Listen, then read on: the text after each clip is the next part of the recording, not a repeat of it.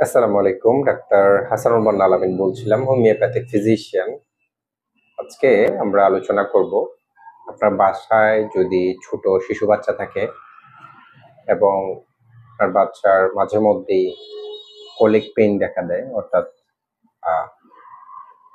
অ্যাবডোমেনের মধ্যে যদি বা যেটাকে আমরা পেটে ব্যথা বলি আর কি, পেটের পীড়া দেখা দেয়। তো অনেক সময় দেখবেন বাচ্চার যখন পেটের পীড়া হয় তখন কিন্তু বাচ্চার মন মেজাজটা খুবই খিটখিটে হয়ে যায়, এবং সে তাকে যখন আপনি কুলে নিয়ে রাখবেন তখন দেখবেন যে সে একটু ভালো থাকে, এবং তাকে যখন আপনি কুল থেকে নিচে রেখে দিবেন অথবা বিছানায় রেখে দিবেন সে প্রচুর পরিমাণে কান্নাকাটি করে এবং খুব খিটখিটে হয়ে যায়। তো সেই ক্ষেত্রে অনেক সময় আমাদের আসলে মেডিসিন সিলেকশন করা খুবই কঠিন হয়ে যায়।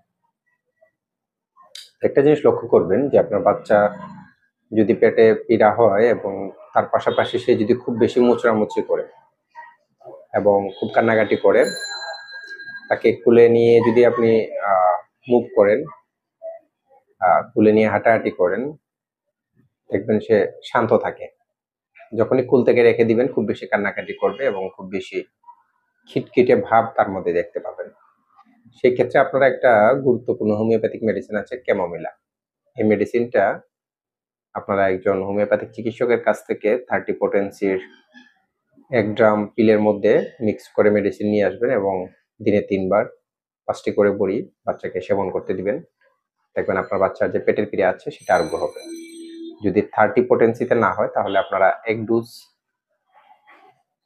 ক্যামোমিলা 200 পোটেন্সি আপনার বাচ্চাকে দিতে পারেন। এতে দেখবেন ইনশাআল্লাহ খুবই ভালো রেজাল্ট পাবেন। আজকে এই পর্যন্তই। ভিডিওটি ভালো লাগলে অবশ্যই লাইক, কমেন্ট এবং শেয়ার করে দেবেন। ধন্যবাদ।